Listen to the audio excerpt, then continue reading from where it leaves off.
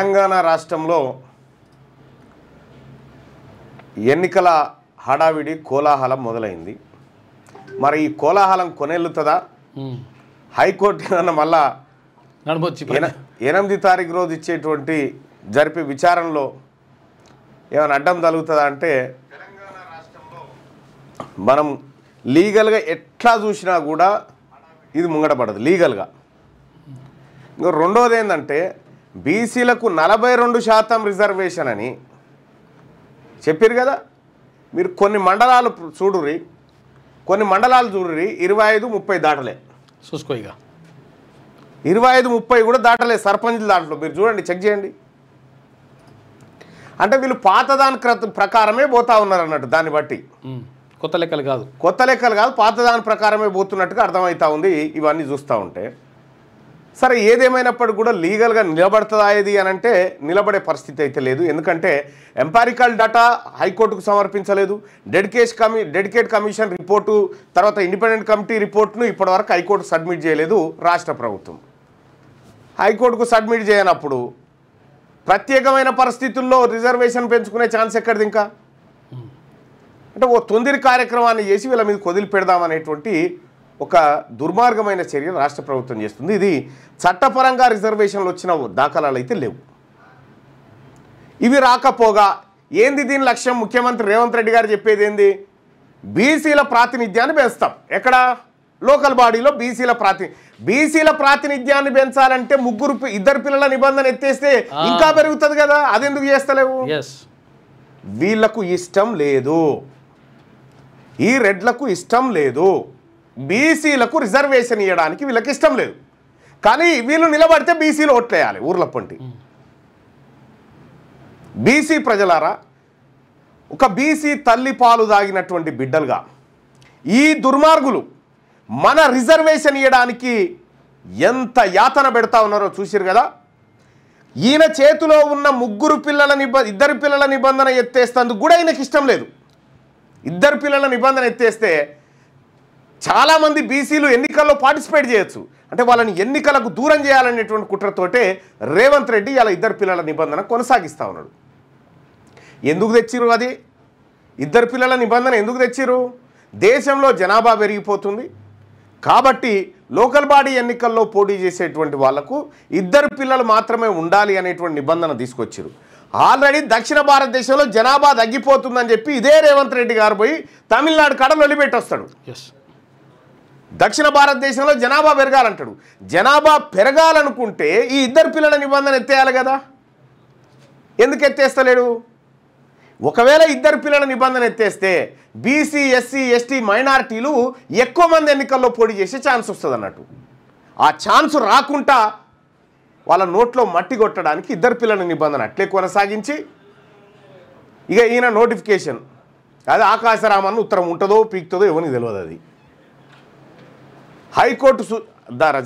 High court సూచనల మేరకు high court తుది తూర్పుకు లోబడి వ్యవహారం చేయాలని చెప్పింది. పేరుకు నోటిఫికేషన్ ఇచ్చినట్టు యాక్టింగ్ చేసినా మళ్ళీ అసలైన కథ 9 తారీఖు నుంచి ఉంటుందని ఎలక్షన్ కమిషన్ చెప్పింది. అంటే కంప్లీట్గా ఈ ఎన్నికలు హైకోర్టు తీర్పు పైన డిపెండ్ అయి ఉన్నాయి. ఈ డిపెండ్ అయినటువంటి ఎన్నికల్ని మేము నిర్వహిస్తామని వీళ్ళు ముందుకు పోలేరు. ఆ 8 తారీఖు కథ తేలేదాకా పుట్టుక్కున 8 తారీఖు నాడు నిజంగా జడ్జిలు కాఠిన్యంగా మేము చట్టాలను న్యాయాలనే చూస్తాము ఇంకా ఏమీ చూడమనుకుంటే ఇది వట్టిగానే తినిగిపోతుంది, ఉండను కూడా ఉండదు. ప్రత్యేకమైనటువంటి పరిస్థితుల్లో మాత్రమే ఇది నిలబడుతుంది. ప్రత్యేకమైన పరిస్థితులను ఎట్లా అంగీకరిస్తాయి కోర్టులు? Empirical data, dedicate commission report, మీ స్వతంత్ర కమిటీ రిపోర్టు, ఈ 3 హైకోర్టుకి ఇచ్చి ఎస్ ప్రత్యేకమైన పరిస్థితులు ఇట్లా కనిపిస్తున్నాయి మాకు అని చెప్పి మెప్పించాలి. ఈ రిపోర్ట్లో ఇప్పటిదాకా బయట పెట్టలేనా? కులగణన రిపోర్ట్ లేదు, డెడికేట్ కమిషన్ రిపోర్ట్ లేదు. నిజంగా డెడికేట్ కమిషన్ రిపోర్ట్ ఎంత ఇంపార్టెంట్ అంటే సుప్రీంకోర్టు చెప్పింది త్రిబుల్ టెస్ట్లో.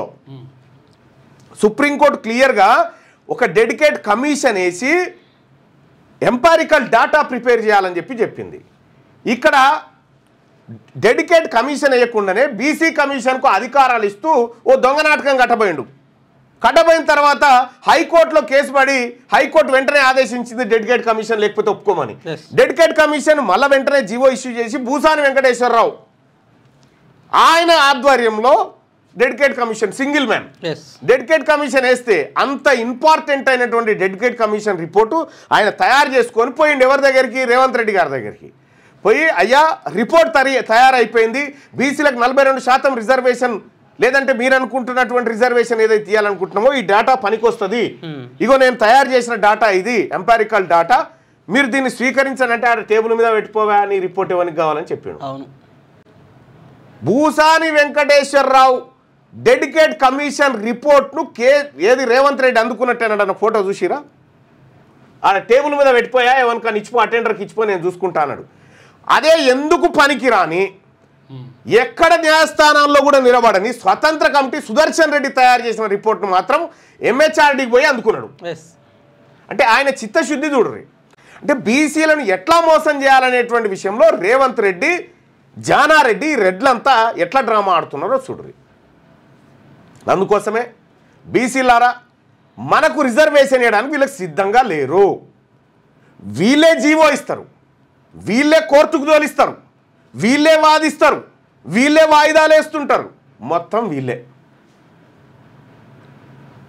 అందుకోసమే ఎక్కడన్నా ఇది ఒక్కటే కాదు, నీ చేతిలో ఉన్నటువంటి 2 పిల్లల నిబంధన ఎత్తేయవు, నీ చేతిలో ఉన్న ఈడబ్ల్యూఎస్ను తగ్గియవు, కానీ వీటిని అట్లే కాపాడి అంటే మీ వాళ్ళకు దోచిపెట్టడానికి నీ ప్రభుత్వం ఉన్నట్టుగా రెడ్డి రేవంత్ ప్రభుత్వం కనిపిస్తూ ఉంది నాకు క్లియర్గా. సో తెలంగాణ రాష్ట్రంలో ఉన్నటువంటి బీసీ సోదరులకు ఇప్పుడు లెక్క తేలింది, అసలు శత్రువు ఎవడు మన శత్రువు ఎవడో లెక్క తేలిందా.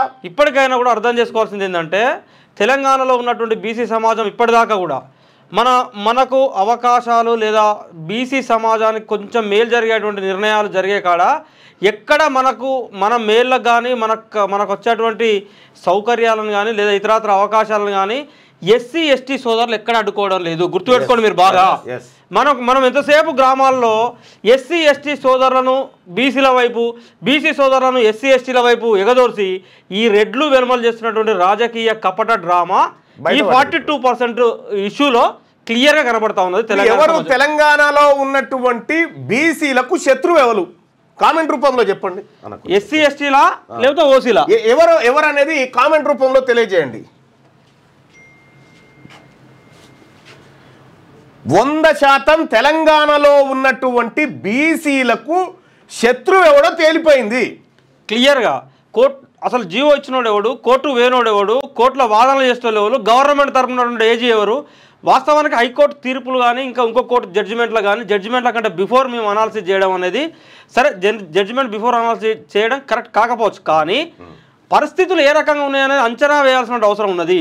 సో అంచనా వేసేటువంటి క్రమంలో ఒక రాజకీయ పార్టీగా తెలంగాణలో ఉన్నటువంటి బీసీ సమాజాన్ని మేల్కొల్పేటువంటి ఇష్యూలో సో వాస్తవాలు ఏందన్నది తెలంగాణలో ఉన్నటువంటి బీసీ సమాజం ముందు పెట్టాల్సినటువంటి బాధ్యత మా పైన ఉన్నది కాబట్టి ఈ ఇష్యూస్ డిస్కస్ చేస్తూ ఉన్నాం అంతే.